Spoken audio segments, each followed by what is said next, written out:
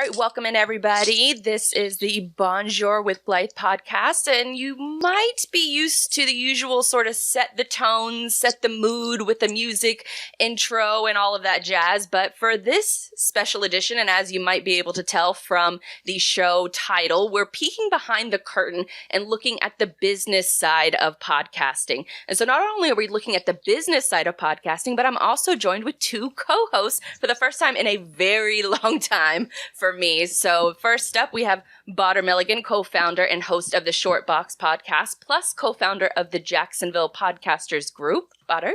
Hello, Badr Milligan speaking. And we also have Al Pete, who is a host of several different podcasts, including The Groove Suite and owner of Mr. Peterson's Neighborhood. Yeah. How y'all doing?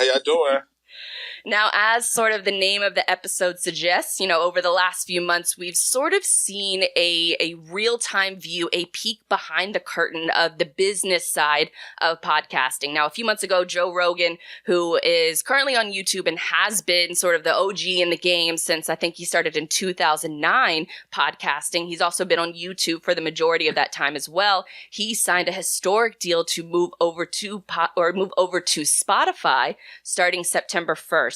So he was kind of the first sort of podcaster in the game to really make a name for himself, and moving over to Spotify, more of an exclusive contract later in the year. I think he's also going to have some YouTube stuff he's still going to have the clips, but he's not going to have the full show and the full video.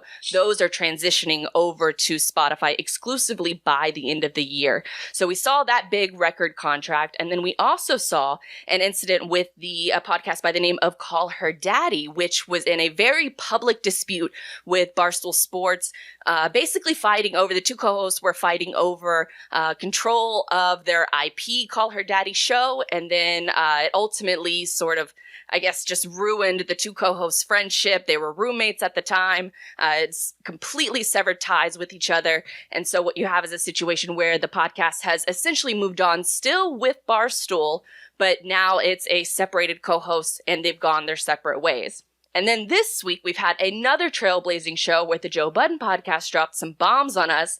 And so, Badr, why don't you go ahead and set up that story of everything surrounding that? Thank you, Blythe. Joe Budden, the media mogul and rapper, announced that he will not be renewing his 2-year exclusive run with Spotify after his contract ends this month.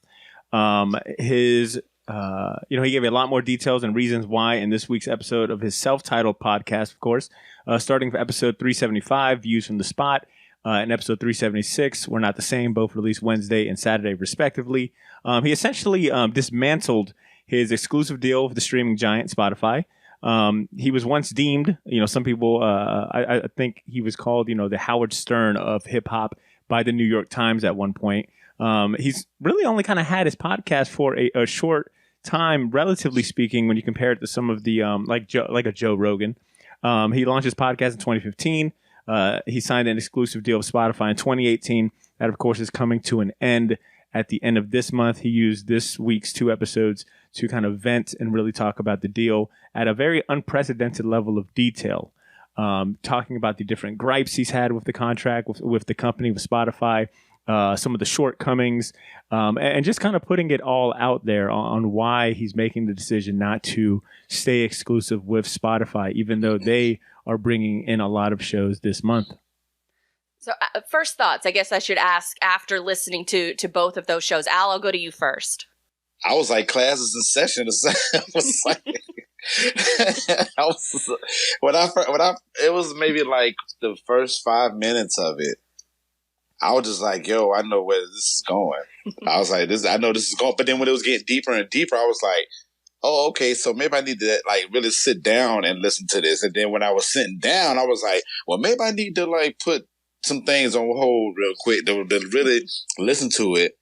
And then the more I got into it, I'm like, yeah, I'm going to have to listen to this at least once or twice a week just to see what type of playground that we in. Because I've had so many questions about podcasting, just the legal aspect of it. So for him to answer basically all those questions and just those thoughts, I was like, wow, like it was really a wow moment. I mean, I've talked to a couple people here and there about it, but overall for me, I was just like, yo, this is this is a lesson that can really be beneficial to like all, a lot of podcasters. I mean, it's simple and plain. Just it's like a book of Tribe Called Quest said with Q-Tip is a industry rule number 480 industry these record labels are shady. Yeah, like it's that and then some. So I was like, wow, this is crazy. To echo what you said, I think that was the reception that a lot of fellow podcasters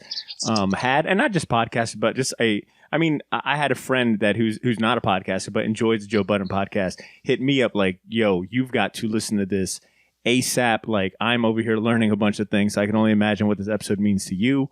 I seen a tweet that I think really kind of encompasses how some of the things you were just saying, Al, and especially how I feel. It says something to the effect that today's Joe Budden podcast is a masterclass on the value of contracts. Mm. And I think that kind of hits the nail on the head, because I don't know too many podcasts or hosts or really anyone that, especially like these big kind of media talent kind of moguls and people that are like Joe Budden and above, really divulge that level of detail of their contract. Joe Budden's always had a knack for being very blunt, very honest, for better or worse, sometimes to his detriment. But this one was just, for me, my jaw was on the ground like, holy crap. Yo, he is sharing everything, like things that I can only imagine what someone on the other, the receiving end, I can only imagine what being a Spotify rep or, someone that's working on that contract is thinking like, what is he doing? That was kind of my reaction, was like, wow, go Joe, go.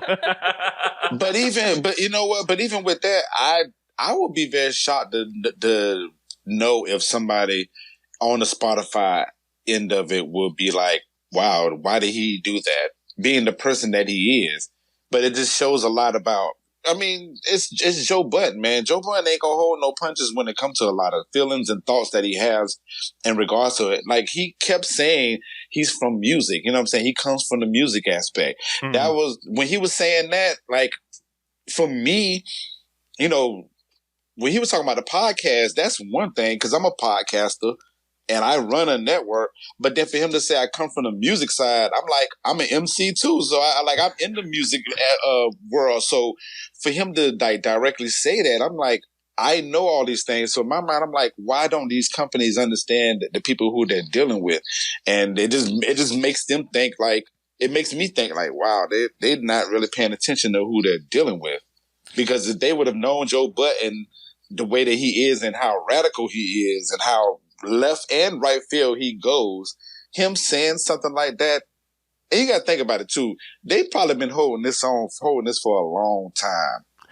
Yeah, this episode made me try to recollect, like, how many times have I heard them say something about Spotify and didn't say it? Yeah, like how many maybe subliminals have they mentioned? Because for example, like, they brought up the lack of holidays and some of the treatment that they were having. Like, I felt close like to a year ago, they started airing in respect to the grievances that he's airing. It was about a year ago when he was talking about, we've been going at this and we've been doing, 3-hour shows twice a week for this long, and we want to take some vacation time. We feel like we deserve it. And Spotify basically said no and kind of hinted at the fact that, or Joe Budden took the thought process of that Spotify essentially needed them to keep posting new content. Yeah. He made it seem, he was very adamant, not just made it seem, but he was very adamant that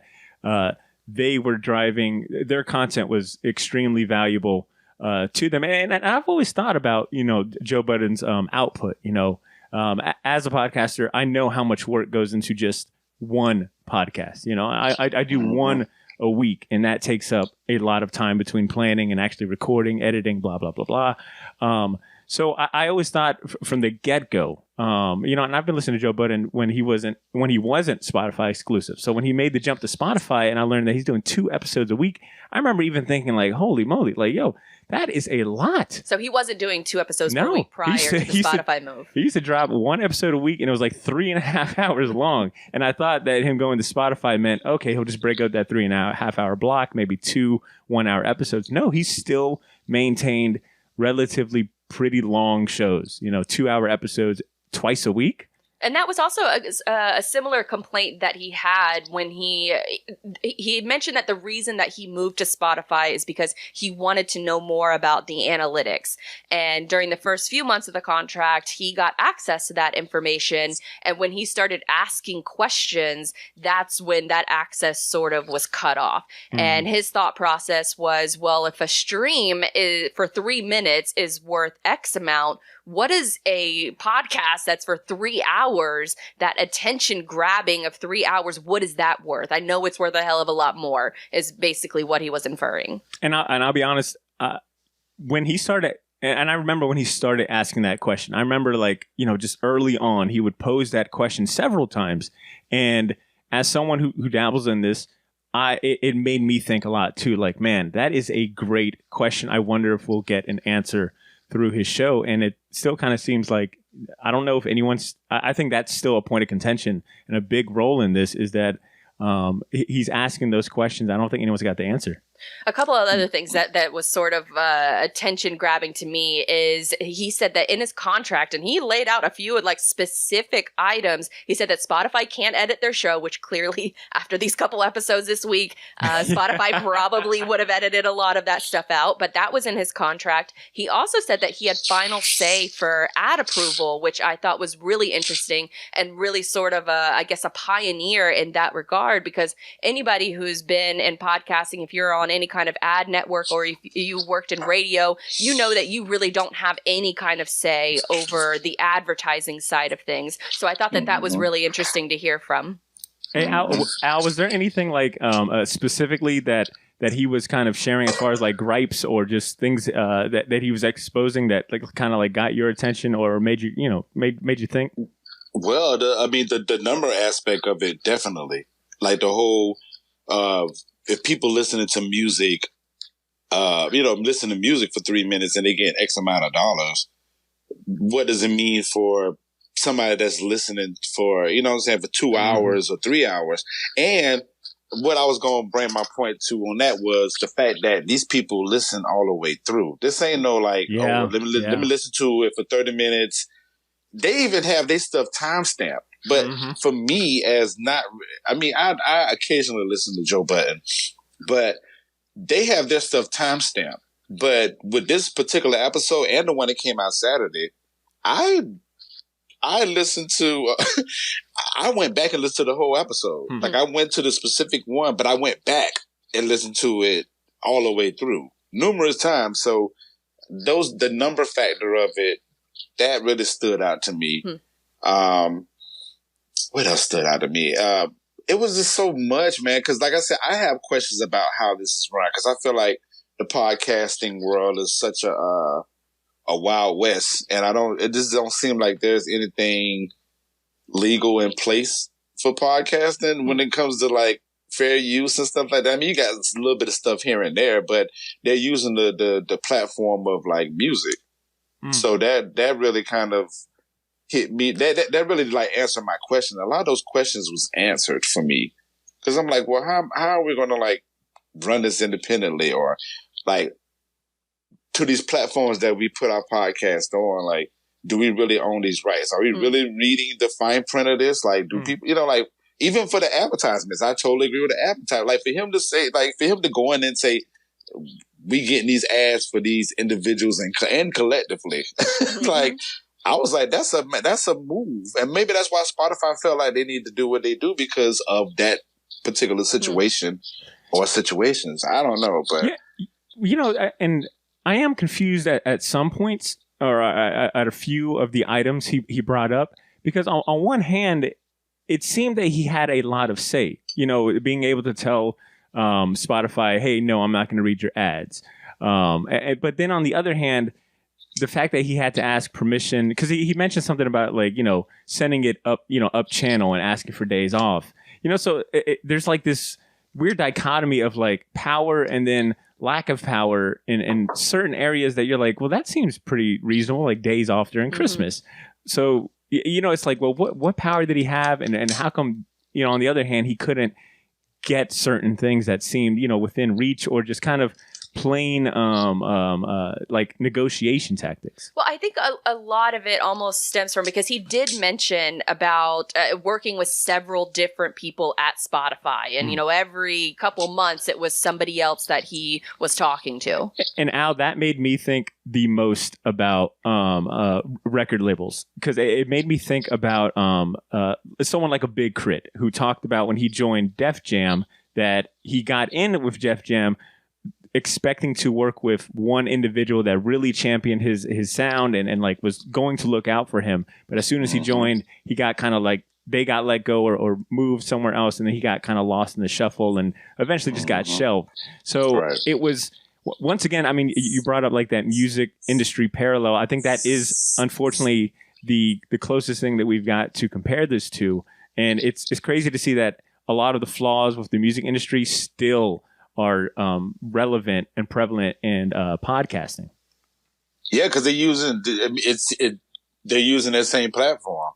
They're using the same blueprint as how music does, and it's like, I know for me personally, just from from common sense to learning stuff, what I'm saying, from reading, and I mean even going to school for it, what I'm saying, for communications and media.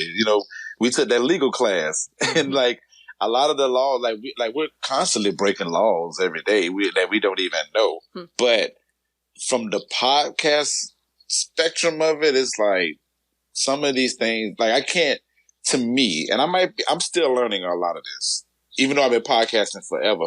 Are we all? As well, yeah. But we're still learning like this platform, this process. Even when people come and ask me, well, how do you, how do you monetize from podcasting? Like, it's a Wild West type of conversation, because it's like, you got ads, you can do that way, or you can get an investor do that way. But it's like, at the end of the day, is there any type of like medium that we can go to and be like, okay, this is the platform we're going to run with versus the music? So it gives these bigger platforms an easier way to get money, an easier way to like dictate what goes on in podcasting. And it's like, nah, I mean, I think that's why it was so easy for Joe Rogan to get the deal that he got. You know what I'm saying? Like it was almost like a no-brainer. The only reason why it was such a big deal is because he'd been podcasting forever. When we didn't even know podcasting was podcasting, he was doing it, and his value of work. But the platforms that I feel like podcasts are using, that these companies are using, I feel like they're using it. They're like, okay, well, what platform can we use, or what blueprint can we use? And they're going straight to music.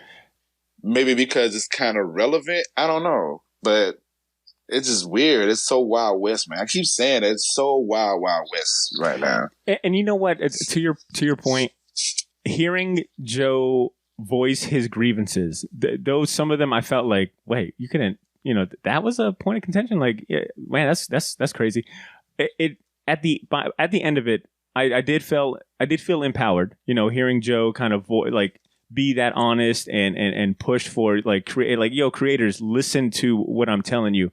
And in a weird way too, I felt relieved that I wasn't too off base to be able to look at someone like a Joe Budden, who is undoubtedly one of the biggest podcast creators out there, that even he is going through these things that I've thought about, that I've put my that I've asked questions like, man, how is this, how does this work? It is kind of reassuring in a weird way, in a secondhand way, to know that even the top dogs are facing these dilemmas and asking these questions, and they're kind of lost in the dark too. I know that doesn't, that's not what we want. We want clear answers. We want to be able to solve these things, but there is a sense of reassurance for someone at our level that that they're going through the same thing too. And I think one of the bigger lessons too from the whole fiasco is looking back on the move that Joe Rogan is making to Spotify, in which it's a licensing deal. And he's been very, very specific when he does talk about it on YouTube that it is a licensing deal. And I think he even made a comment about a month ago on the episode with Bill Burr, which I'll link to in the show notes, because it was a really fascinating discussion on sort of the relative nature of comics and creators and controlling your destiny. But Joe Rogan mentioned that Spotify has already reached out to him and asked him, who do you think is going to be the first guest on the show? And Joe just kind of groans, like, just whoever it's going to be. That was his response. So you could kind of tell that maybe there's already a little bit of, I don't want to say animosity there, but there definitely is a little bit. There was a hint in Joe Rogan's tone that, oh, well, what did I get myself into? But on the flip side, he's also protected that it's a licensing deal. He's not being exclusive to Spotify yet. I guess I'm so used to just watching Joe Rogan on YouTube. I mean, is his podcast not available on Spotify now?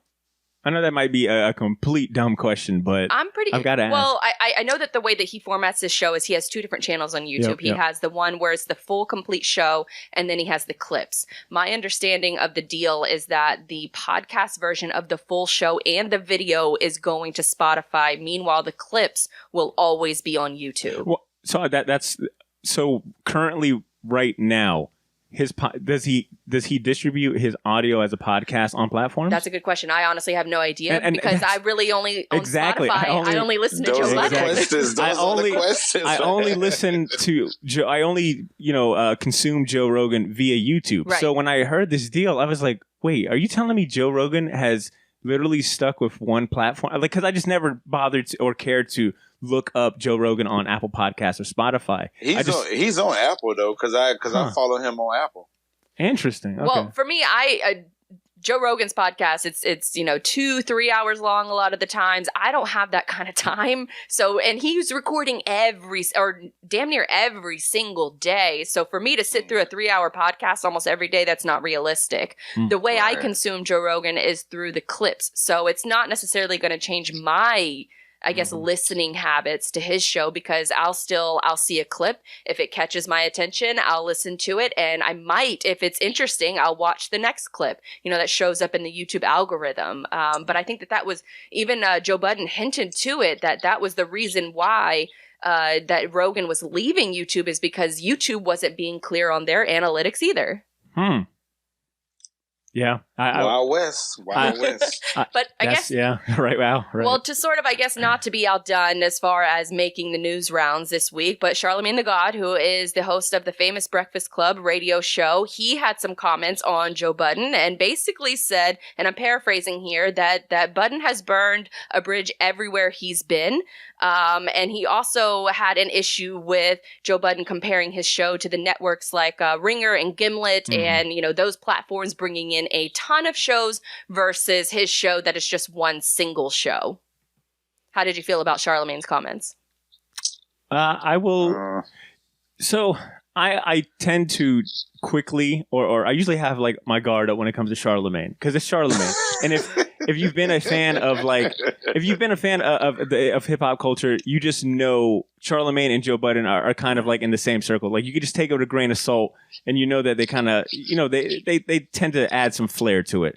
But I do see Charlamagne's point of view, and reading his comments kind of put things in perspective. I was like, man, he is right. I mean, this Joe is comparing himself to a network, though Joe will tell you, like, hey, when we talk about the Joe Budden podcast, we're not just talking about me. We're talking about everyone involved with creating this show.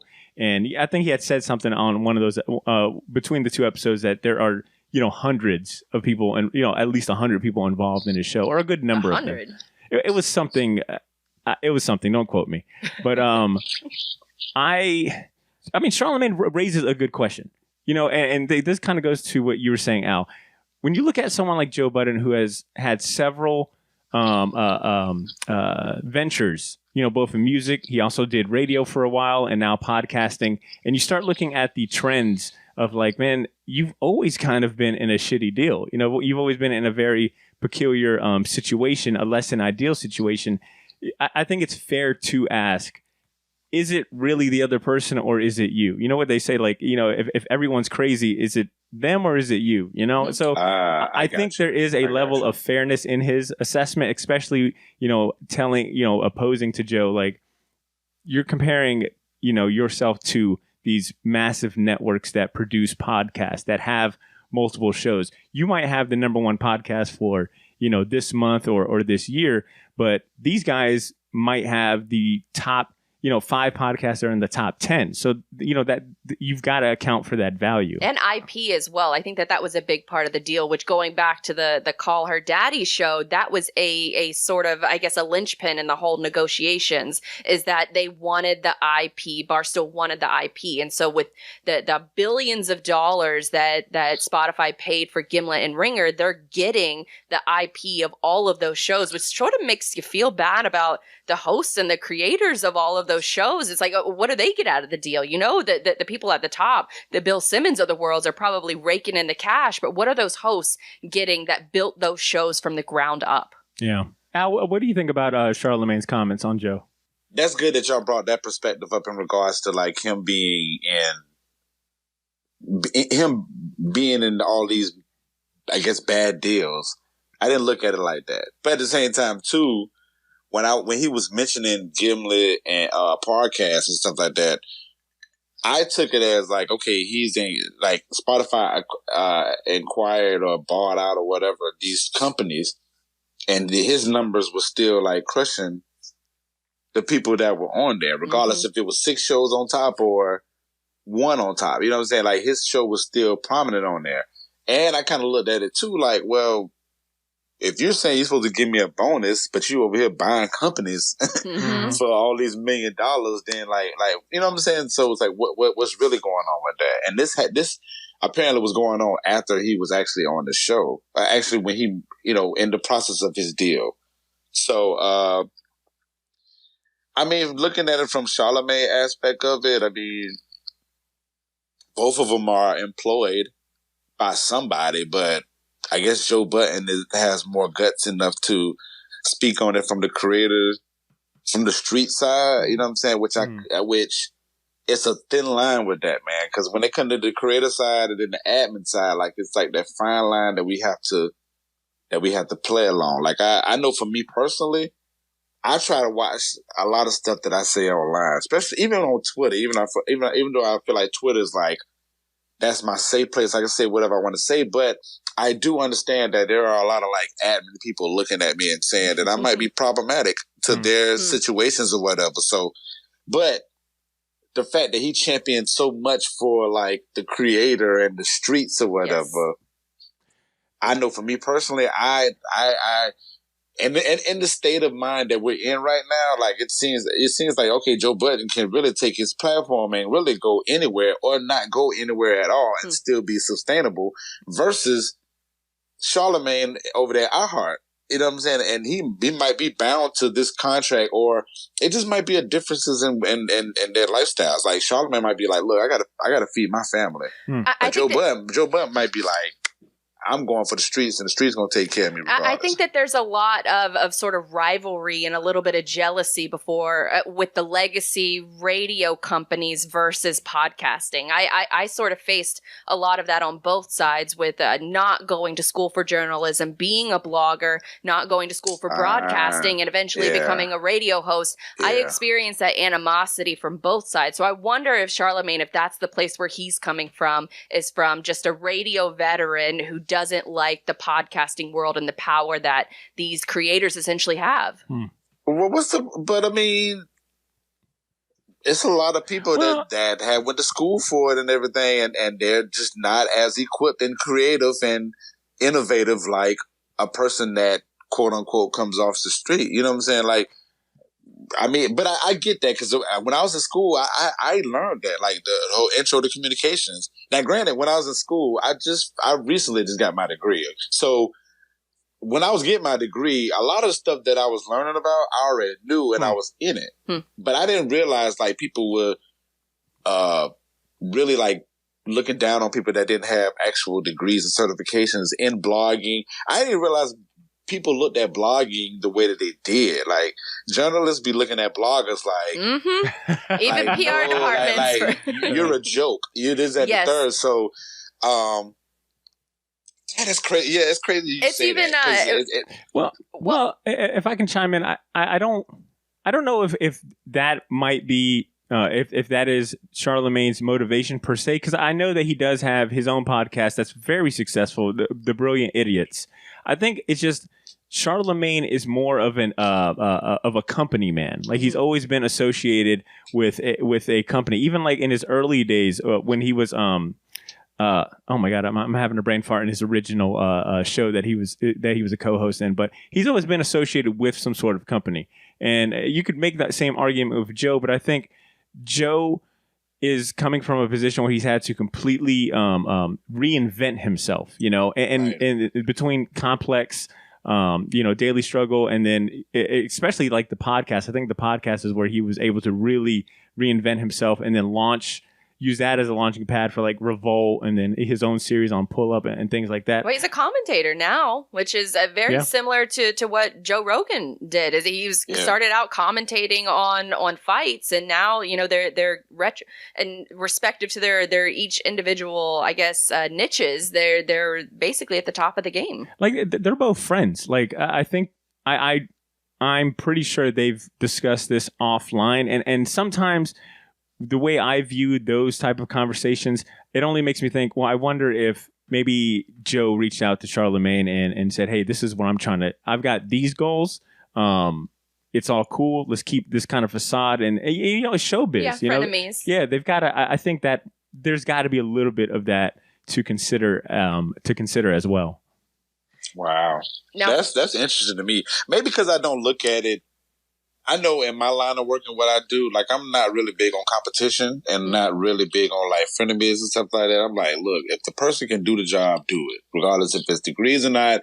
If somebody's, supersedes this person, then maybe that other person might not be doing the work. It's just kind of fair game. But for that to be a factor, y'all explaining that definitely gives me a different thought on it. I didn't look at it like that, but.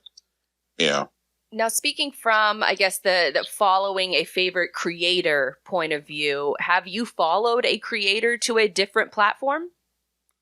Yeah, Joe Budden is the reason why I use Spotify as my podcast player of choice now. And I mean, maybe not 100%, but he was a big influence. I always thought that Apple... it's amazing that they can rest on their laurels when it comes to like the podcast app that the stock podcast app that comes with all iPhones, that they've never updated, that it's still very kind of glitchy to me. It's not very user friendly. I just have a lot of quarrels with Apple Podcasts, but it was my main podcast player of choice for years until Joe moved to Spotify. And I was like, well, shit. I mean, all right, I guess I'll go ahead and start listening to Joe Budden. And since I'm always on here all the time listening to his show 2 times a week, I might as well add on my other podcasts. So to your point, to answer your question, yeah, I got to give Joe Budden, he's probably the creator I follow into another app. Will you guys follow him to wherever other platform, and will you change your listening habits as far as your podcast app of choice is concerned? Nah, I don't think I would change it. I mean, I primarily rock with Apple. Like, everything, when it comes to podcasts, it's always Apple. But I mean, I share the same thoughts as you. Like, I only use Spotify for Joe Budden. I mean, I've stumbled over a lot of other stuff like Jamel Hill. I listen to her podcast on Spotify. But yeah, Joe Budden was the main reason why I enlisted Spotify on my apps. there are a couple exclusives, but not really. Michelle Obama is one that I've listened to a couple of her podcasts, but most of the other podcasts are all available on all these other platforms. So I use Overcast. I don't even mess with Apple. I use Overcast. I set my queue for the day, or really for months long. I have so many episodes that are just waiting to be listened to because there's so many good shows out there. But I like the organizational aspects of the other apps. Joe Budden might be the only podcast I would consider moving to another app. If it's a free app, then for sure, I probably will follow. if it's a paid app, there is a high possibility I might do so, only because I respect Joe Budden as a, you know, in a weird way, as a colleague. You know, I do respect that he's always on the side of the creator. I have learned a lot. I have been inspired by a lot, and I don't think I've ever felt like I've had a kinship with another podcaster like Joe Budden. Yeah, because you've actually traveled to see his live show before, which Spotify took an enormous cut off of as well. Yeah, which is, I mean, and Al, man, as someone who comes from music yourself, it is crazy to hear. Like you could just replace the word podcasting with, you know, with the phrase music, you know, record label or music contract, because hearing him talk about Spotify essentially doing a 360 deal where they're getting a piece of every single thing. Even like when he brought up like whatever Maul's doing or whatever, you know, Rory's side hustle or whatever Parks is doing and Joe Budden's other non-Spotify related ventures. IP. It's like, what the? Are you crazy? Like how dare they have the audacity to ask such a thing? But I think that's why I would feel so strongly about considering paying for podcasting, even though I am a firm believer. Like I don't really, I'm not a fan of like accessing content behind a paywall per se. Yes.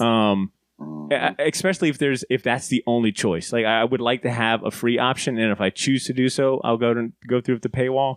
But yeah, I'd probably say Joe Budden. I would strongly consider.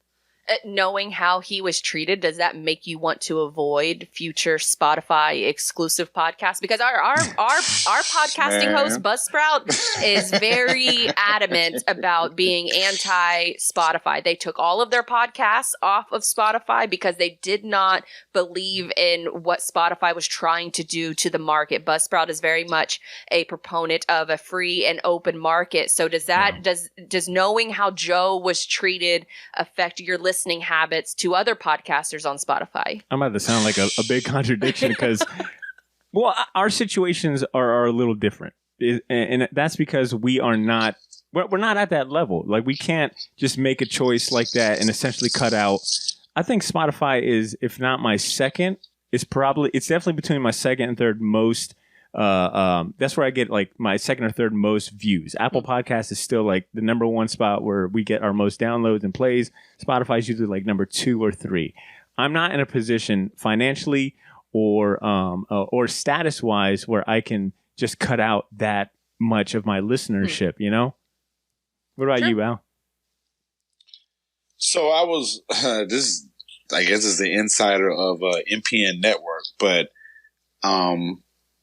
I was trying to figure out like a way just to try to get the network on Spotify, Apple, wherever. You know what I'm saying? Just see if I can take the network and say, hey, let's, you know, try to work a deal in the level that I can live it on. I'm not making Joe Budden numbers, but you know what I'm saying? That, you know, just the belief in it.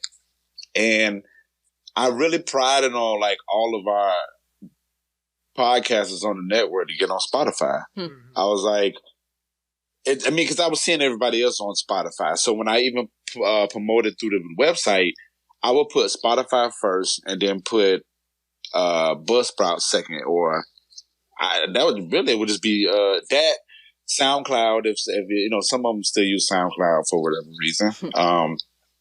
But I was looking to like Spotify was kind of like my thing. I was like, all right, well, podcasting ain't that bad on Spotify. Let me pay more attention to this. You know what I'm saying? And how they do things and how they run, or how, you know, just the aesthetics, all of that. So I remember telling my homeboy about this, and my homeboy was the one that told me to listen to the podcast because he was like, yeah, I know you mentioned Spotify and I know what you're trying to do. So now I'm like, I don't know. Like I feel like I need to go back and read the fine print on like a lot of this stuff. Making you second guess. Like, so I guess the move or the promotion to Spotify, I guess. What this definitely does is the day that I should get, you know, approached by Spotify for exclusivity, then I'll really consider like, I don't know. They're going to play this podcast. Yeah, and they're going to say, sir, explain yourself. Y'all did my boy kind of dirty. But I don't think that, I think those type of decisions, a Joe Rogan, a Joe Budden, any of a Michelle Obama, a Charlemagne, I think they could make those decisions without hindering their growth and expansion. I think for folks at our level, and I say that with full respect, podcasters at our level, we just need as many channels and platforms as that we can provide. Well, that actually brings me to my next sort of switching gears to the creator perspective. After listening to these 2 episodes this week from Joe Budden, does this give you any ideas for changes to your current monetization or distribution plans? Well, in regards to the network, I sent the first episodes to all the people on the network, and I was like, look, I need y'all to listen to this, and we need to have a conversation. Because in my mind, I'm like, I felt like that conversation that Joe Budden had, it was definitely on some, all right, so what do you want out of this? Like, it was like, I had to, it was, to me, I had to step back and be like, so what do I really want? Do I really want that bag and, that platform to do this? Or do I want to be able to have independent control over this? Like, all these type of creative questions. So that's why I sent it to the people on the network. Because like I said, previously I've been having these conversations with my head, like trying to figure out how, like if it's like music, then yeah, I have my own masters and all that stuff. Like, but I don't know how that podcasting aspects work. When of course when you include IP, et cetera, but creative wise, yeah, it's definitely that question. Like, well, what are you doing this for? Like, how do you want this to look? And that's the question I had to ask myself. But I answered that quickly. I was like, look, I know I'm doing all this for, of course, for the love and the passion for it. Sure. But, at the end of the day, well, we all 3 of us individually, we've been doing it for a great minute, and we would definitely love to have some type of monetization from it. You know what I'm saying? Fair enough, because we're providing the skills and the passion and all that. So it should be rewarded.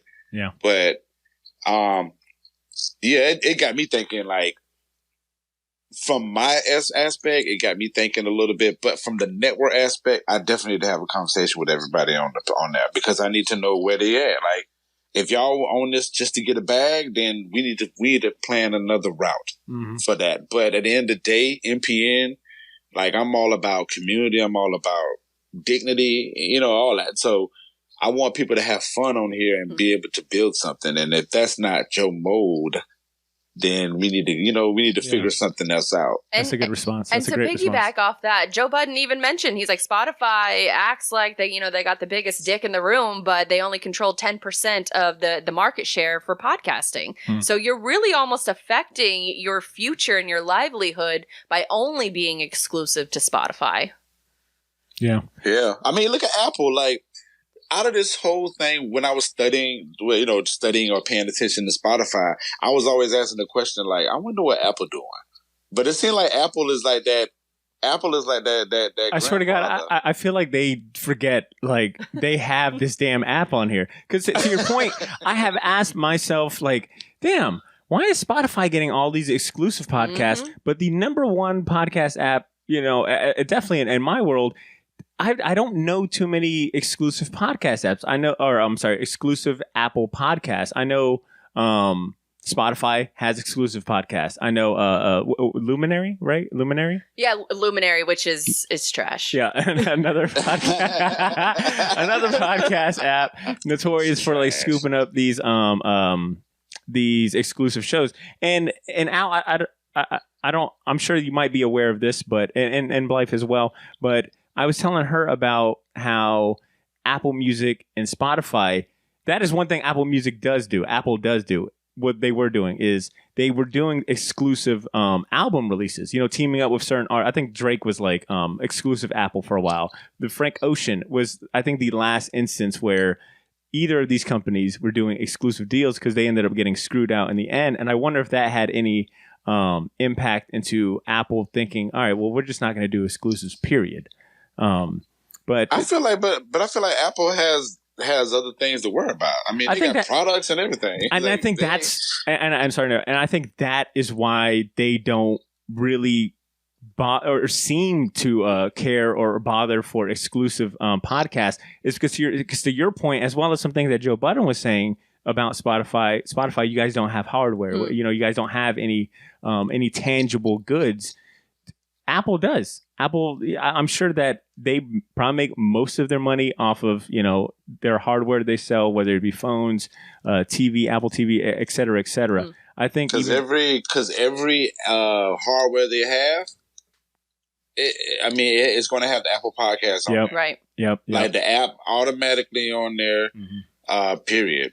I feel like they I feel like that granddaddy, the granddaddy in the family that they know they just watching and seeing what's going on and like, okay, boy, yeah, we gonna let y'all do this. We gonna see how y'all play out at the end. Well, because they kind of did the same thing with their TV show offerings with Apple TV. That they kind of sat back for a while and then signed a bunch of exclusive TV rights deals or Apple shows. And maybe that was them experimenting with that medium. And if it was successful, or to Apple's, I guess, definition of successful, then they would replicate that same model to podcasters. But it's kind of unreal that they've controlled, the overwhelming, like something like I think at one point 90% of the market share, and they've done absolutely nothing with it. And you know what? We ain't. And look, we're not on here dissing Apple at all. No, not at all. If you want to send a check, I will send you the address. I'm saying that as like, look at Apple, like very hands-on, and they still control the market. It makes me wonder if any of this will backfire on Spotify. Like, are they making a revenue? Are they making a profit off of all of these exclusive deals, or are they just kind of just hoping that, hey, we're going to make enough ad money? And what does this do, too, to them in future shows? I mean, Joe Budden being so vocal about his contract and giving these like tidbits and warnings, what does that do to the next podcast that they try to scoop up? And they're like, hey, we're also not going to read our ads. Like, that would be detrimental to them. Yeah, because you talk about a bit of Joe Budden talked about the conflicts of Bill Simmons, who's the owner of The Ringer, ESPN veteran, had a famous falling out with them over their 30 for 30 series. But you kind of had like a weird dynamic with Bill Simmons just calling Joe Budden out of nowhere and offering to record the show when his father is dying. And that very was weird dynamic. Yeah. You could tell that Bill Simmons maybe is on a different level with the executives than Joe Budden is or was. That is like that is the most perfect example of sticking your nose in something that has nothing to fucking do with you. Which if you're a sports fan, you follow Bill Simmons, it's pretty expected that this guy is going to stick his nose where it doesn't belong. I wanted to answer your question as far as how this might change like my method of monetization. And I will say it's influenced me to lean in more into what I'm currently doing, because I will say I'm very prideful, and that my monetization methods, be it Patreon and sponsorships as well, is that I am very I am involved with those, like directly involved. There is no middleman. There's no one collecting, a little bit. I am directly involved with the patrons that, support us on the show, as well as our sponsor, Gotham City Limit. Like, I directly speak to them. I directly have a relationship. We negotiate directly. And I think that it's only encouraged me to try to keep as much control over that business side as I can, not to bring in a third party or someone for representation just yet. Well, I will say, with respects to Patreon, it technically is a third party. I covered this in my last episode, where the Patreon has actually been faced with a slew of lawsuits. What happened with Patreon in jest is they essentially kicked off a few people from their platform for advocating, hate speech and things like that. That's essentially opened up the doors, because that opened up the doors to future lawsuits. There was a lawsuit that was filed that creator actually won, because that was their sole source of income. Patreon didn't provide any kind of explanation as far as why they were being kicked off, but they got kicked off anyways, and so they lost their whole revenue stream. And so because of that, a judge ruled in favor of the creator, which now opens Patreon up to a bunch of lawsuits in the future. So I guess maybe try to peel the curtain back a little bit for us on Patreon itself. I mean, not to say that you guys, obviously would participate in any kind of hate speech that would cause you to get kicked off, unless, they're maybe like DC fans or something. But I would say maybe does Patreon take any kind of fees? Like, what's in it for Patreon for you guys to use them as a fun provider? Definitely, they take a small fee out of your payouts, Okay. But our tiers are relatively pretty affordable, pretty cheap for the most part. I think our highest tier, is a $50 per month tier, but our more accessible ones are like $2, $5, and $9. So I mean, when you do the math, it comes out to like 53 cents, of this month and etc. So they do take a small fee. It's never been.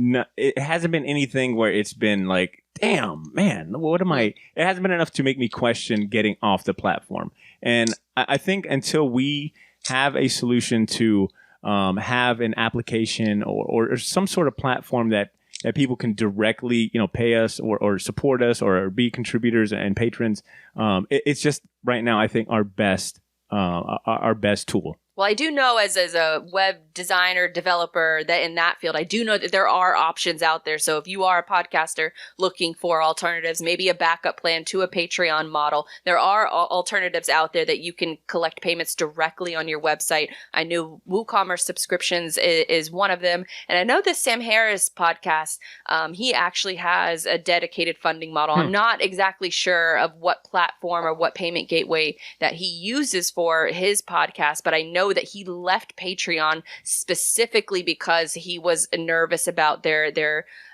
move into deciding what's acceptable speech and what isn't. That's cool. I will also say that it's made me want to be prepared for because I'm very optimistic. I feel like one day we will be we'll have a contract or something come to us, and it's made me consider those talks, like prepare. Even if I don't get them, at least I want to be prepared for what do I want to ask, what do I expect, and maybe to what Al was saying, it's made me ask, okay, what do I want? What does success look like?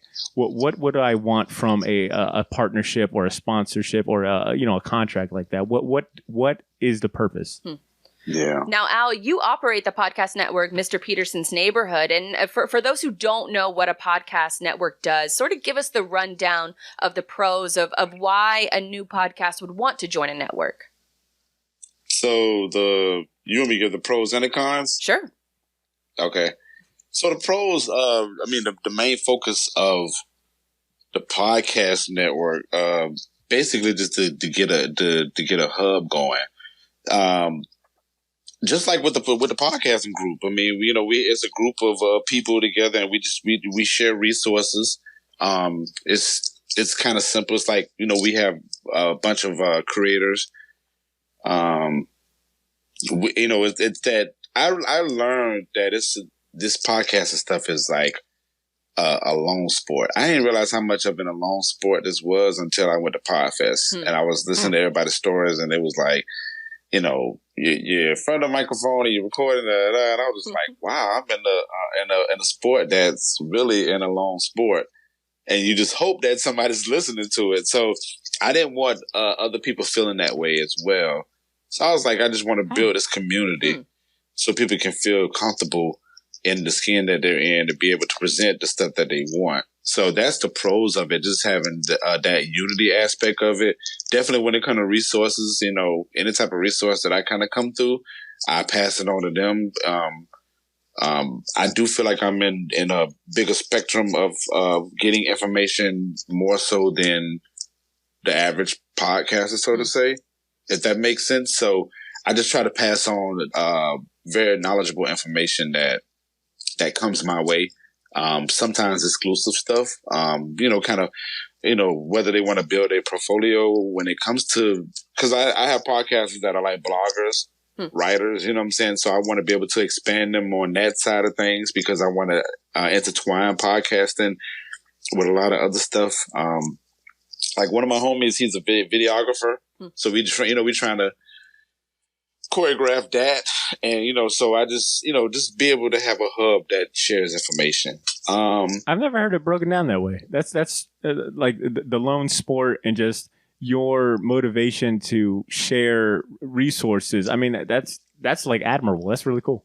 So yeah, I mean, listen, when I got into this rap game, man, I mean, even till now, and I'm a diehard Duval hip hop artist. That's out of everything that I do, and I know a lot of people know me for DJing primarily because I do that a lot. But at the end of the day, I am a Duval hip hop artist, and I pride on that a lot. I'm a hip hop artist, but I'm definitely a hip hop artist from Jacksonville, Florida, and I represent that very well. I stand in that, but I didn't get a lot of resources when I first started. Like when I was reaching out to people, I would ask people, hey, what studios to go to or who's doing this and that, and I wouldn't get the information. And I just remember feeling like I felt so defeated when I was going through that journey, and I had to learn how to figure all this stuff out. And this was like 2005, 6. You know what I'm saying? We didn't have none of the resources that we have now back in 2005. So just imagine going through that journey and not being able to get that information, even from your colleagues. Just to be straight up, you know what I'm saying? From the colleagues that I work with, that the coworkers, I always felt like it was in a lone sport. So I never wanted to, any type of thing that I'm doing, I never wanted to have people feel like they didn't have no resources or no type of support or any type of hope. A lot of people say I give a lot of hope. Like people, they be like, Pete, you give so much hope to a lot of things. And if that's my role, then so be it. So when it comes to like anything, I guess I pride in that, me putting this network together for the simple fact of hope.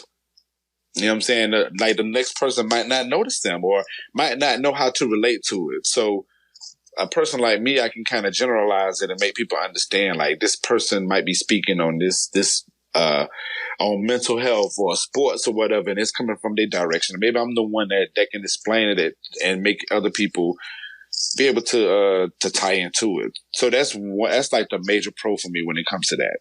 But the con of it, I mean, just dealing with people, just dealing with different. I mean, people. You got one crew of people. They never respond to the chats. You know what I'm saying? To the group chats you got, but they will come out the gate when it's time to go and be like, I'm ready to go. But then you got the people that's always chatting and whatever, and then the words don't match with the actions. So you're just dealing with different personalities.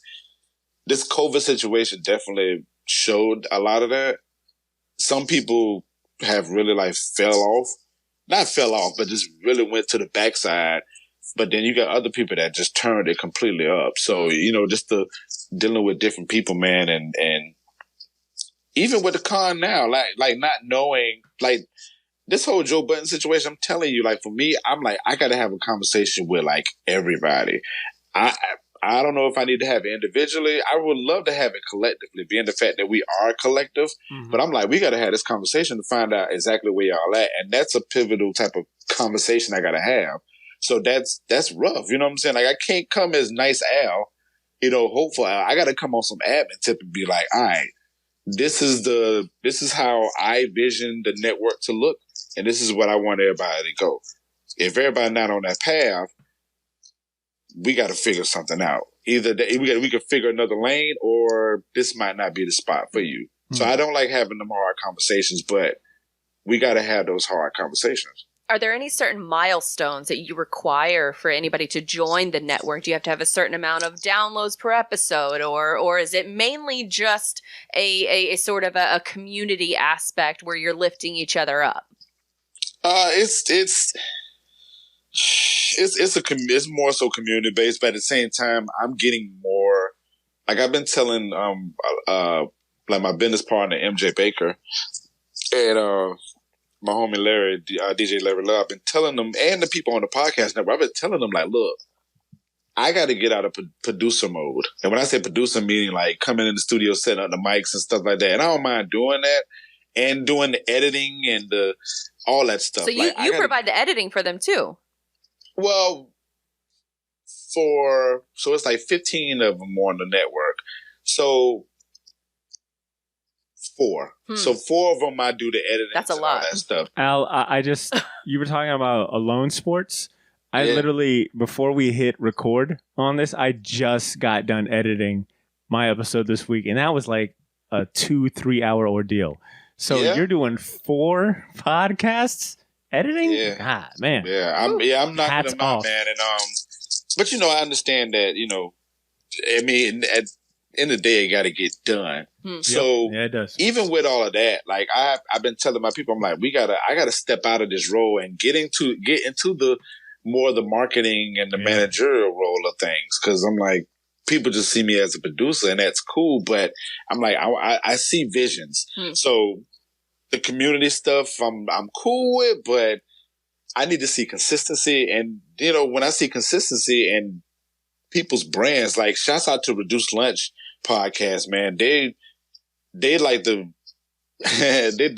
basically the biggest podcast on my network. Your like, A students.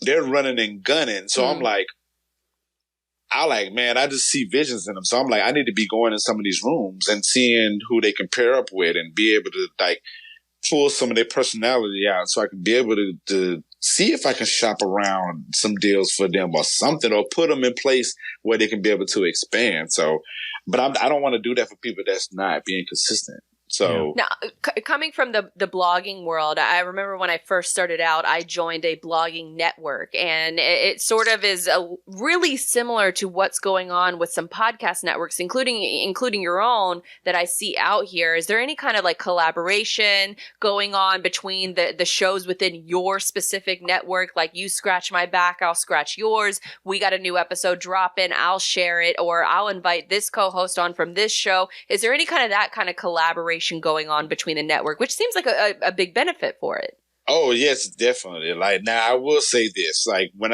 we did Fly Sauce and Teas, the virtual festival, with that, I had all the podcasters do a show, but everybody was on board with everybody. Like at the end of the day, we're all family. Like it's that family base. So when anybody got something going on, the person that might be doing the least will really come up in front and like share, and everybody, like the network, the wheel definitely goes. So I love that part, and I would love to do like work with other podcast networks. I want to find out some other podcast networks and bring my subdivision to their subdivision, and we all be neighbors and go from there. Because I want to see how everybody else works. So I want to do it respectfully. I think y'all do a great job too with the podcast, the group. You know what I'm saying? Like it's so many walks of life in there. True. And like I've met a lot of good people in that chat that I talk to this day, and that be at these meetings, at these quarterly meetings that y'all have,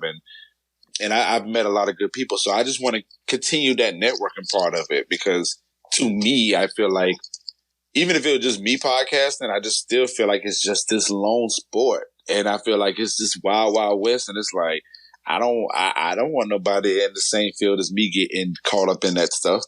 Like, respectfully. And I think that's the best tool that podcasters at our respectable level can do is network. Like, we've really got to stick together. I think we've got to promote where we can. We've got to cross, pollinate podcasts and guest on this show. And I think that is our best tool, especially like that viewpoint of what you were saying about, sharing resources. I think that has definitely been probably the most advantageous part of having the Jax Podcasters Unite group. Is originally like it was just started as, I just want to see how many other podcasts are out there in Jacksonville doing this. Yeah. And then as we started to meet a lot of them and podcasts started like growing and it became like more of a thing to do. And there was more podcasters like emerging, like it was becoming apparent that, man, these guys need the resources that a lot of us longtime podcasters have already like gained or experiences and like the lessons we've learned. And and speaking from that's one note that we always try to hammer home at every single meeting is that community or that collaboration over competition aspect of it. And Badr, you've recently helped launch another podcast for Insta famous Bart of Darkness. He has like 100,000 followers on Instagram or something ridiculous. But he has just recently launched a podcast called Simpsons is Greater Than. And in what ways, if any, has that launch helped with your own podcast? Just kind of traffic. So, shout out to Warren. I'm definitely going to be telling him about this. Yeah, I know his head, will only get bigger in his ego, but that sense of collaboration. So Warren has spent years building an audience on Instagram. I mean, it's colossal. He's found a niche. He's very genuine about it. He's built, like I said, a famous Simpsons room. Yeah, like a dedicated just audience.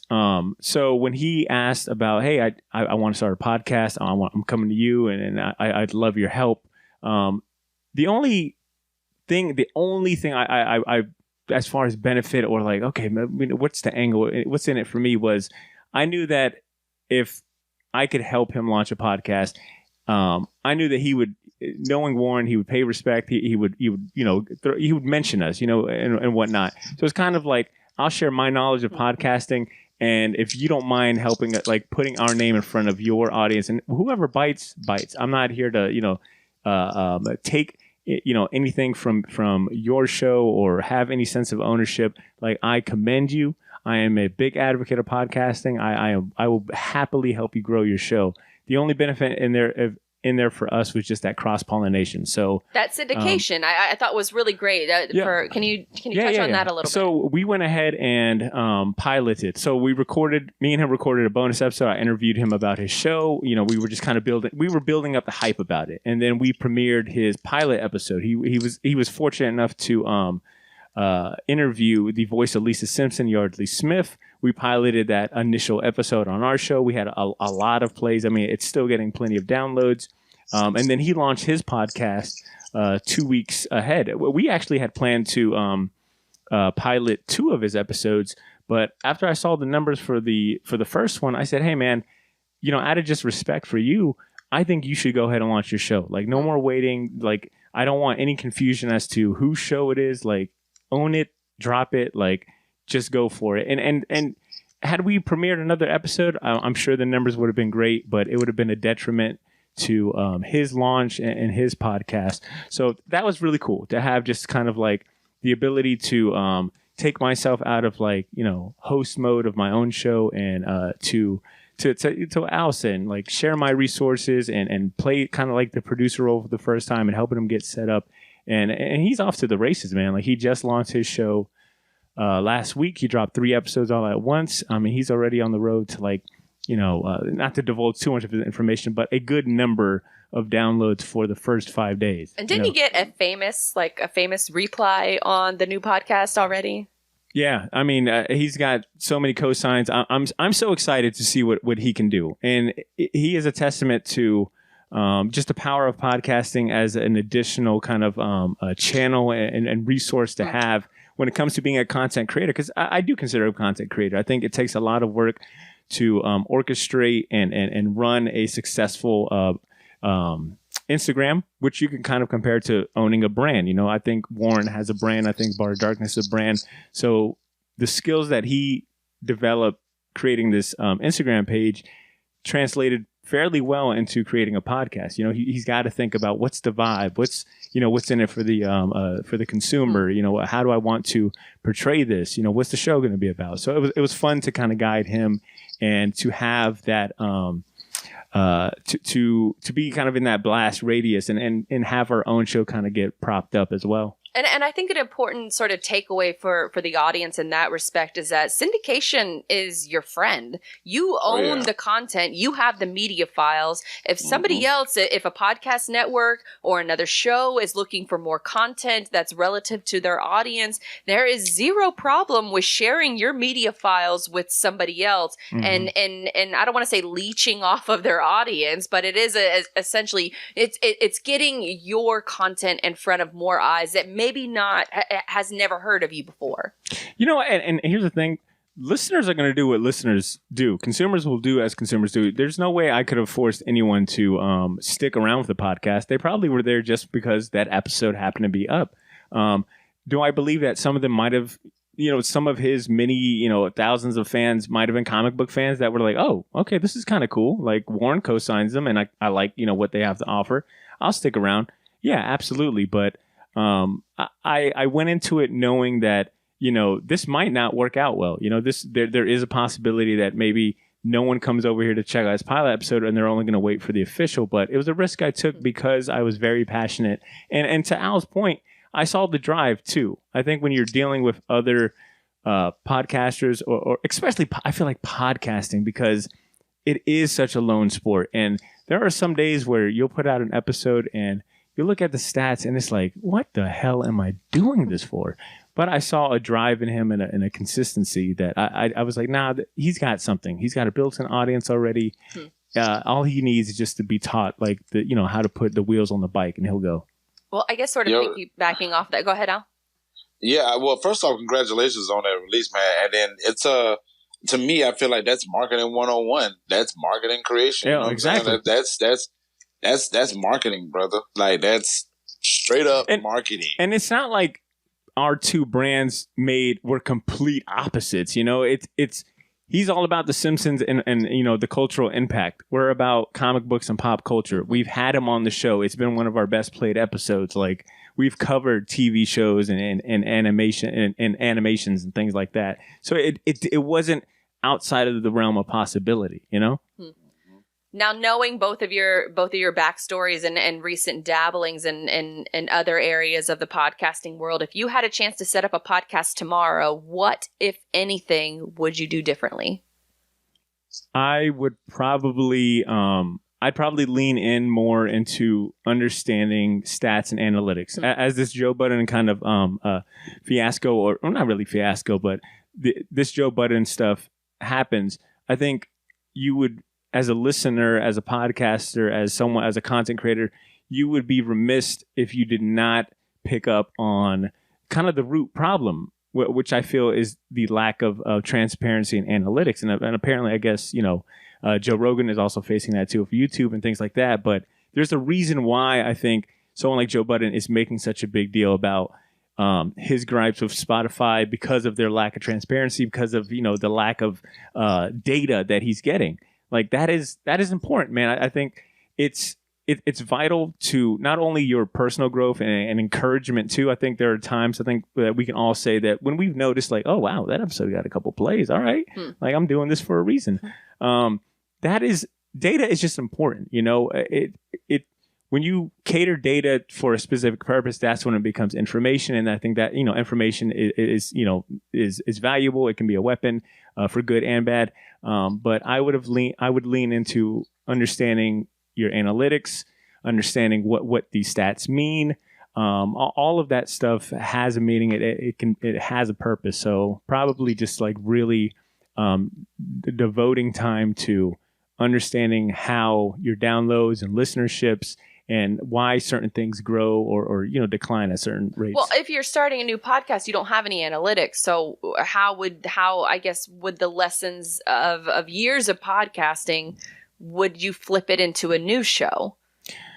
That is a good question. Very, very good question. I will say that I feel like the analytics can be drastically improved. If I were to improve one aspect of podcasting, the analytics is the biggest piece of it, because coming from the website world, I can see where my visitors come from. I can see how many, how long they stay on a certain page. I can see what page they left, if they looked at any other pages.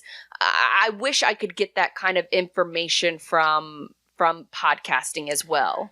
And you know what, I think you bring up a great point. I am giving advice from someone who's been doing it for years. That that is probably my biggest regret, being the only term I can think of at the moment.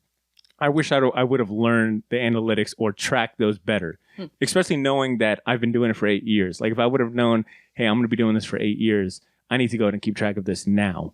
I guess from a brand new perspective, it would definitely be trying to find just the perfect niche. And I know that's kind of broad, perfect. What is a perfect niche? But finding that niche that I can feel passionate about the content, that makes the content stand out, whether that be, for SEO value or just, for finding or for grabbing the attention of a specific group. Like, for example, like Warren, he deals with Simpsons, which is one of the biggest shows in the world, but the fan base and the things that he dabbles in are very niche, and he doesn't have much competition that I feel like.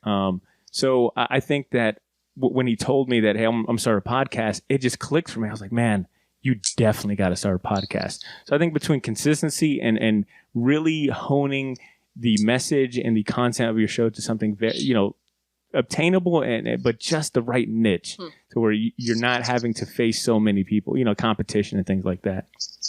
But Al, what if you start a podcast tomorrow, or if you bring on a new podcast, to your network, what would you do differently? So to piggyback on the consistency and the niche part, I would definitely hone into that more when it comes to a new podcast. So prime example, my first podcast that I started was the Groove Suite podcast. And I didn't even realize back then how much of a niche that we had when it came to that. Cause it focuses on music, but it focuses specifically on neo soul music. So it was like a certain genre that we was focused on, and the competition was damn near none. If it was any competition of that, it was definitely outside of Jacksonville. So what we were doing and what I'm still doing with the Groove Suite, it's like this standalone type of thing because nobody is speaking on that. Well, I would say maybe Cloud Sessions, Hip Hop and Hookah. We're parallel to that. You got that, and you got Taste Test. Shouts out to Damian Lamar. So those are relevant now, but back then, they respectfully hadn't started. So I think if I would have honed in on that a little bit more back in the day, I would have been all right. But I would definitely focus on that a lot more now. Man. And it's funny because we started this. we got this phrase that we say now. What's your groove? So when we say what's your groove, that basically means what song are you listening to, and and that's our niche. Every time I post it in the group, in the Groove Suite group or anywhere on Twitter or whatever, we get a very good response from it, and it's definitely a conversation starter. So, but I didn't even realize that was that important. Yeah. Back then. So now, I definitely would be focused on that. I agree with the niche, and the consistency part. The analytics part for sure. That's number one on my list. Yeah. And I think the analytics come into play when you are confident.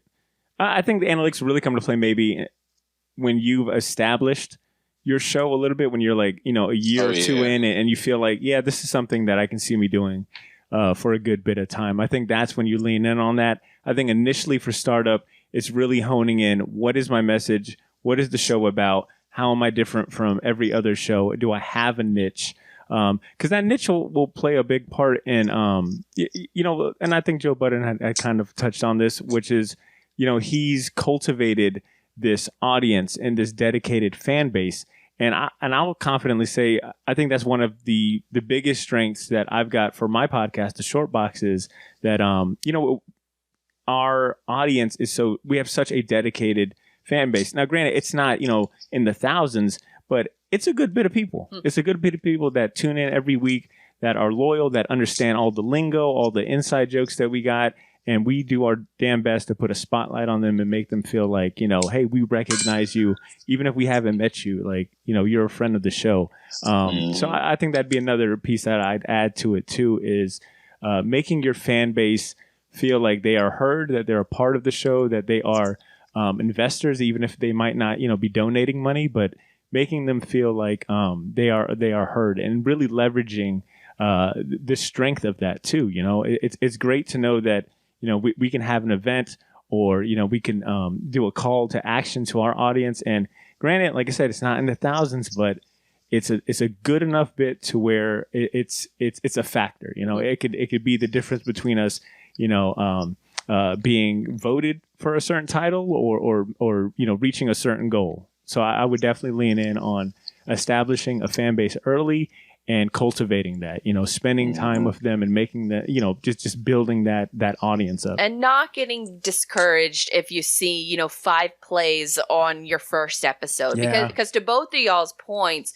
being consistent is something that I admittedly have struggled with for a while. Ever since leaving radio a year and a half ago, I did a weekly show, sometimes twice a week, for a very long time. So it was very easy to republish that same content to my podcast feed. But now that I'm solo, with the exception of this show, but now that I mostly am solo, keeping that consistency and not getting deterred by, a low play count on one episode, that doesn't mean that the next episode is not going to have a high, play count. So I think keeping that consistency is one of the most important takeaways for new podcasters, in order to hammer home, as long as your audience can expect a new episode, even if it's 3 people, that's 3 people more than plenty of other people who aren't creating podcasts out there. And I want to say, I think that somewhere close to like 70% of podcasts out there are limited run,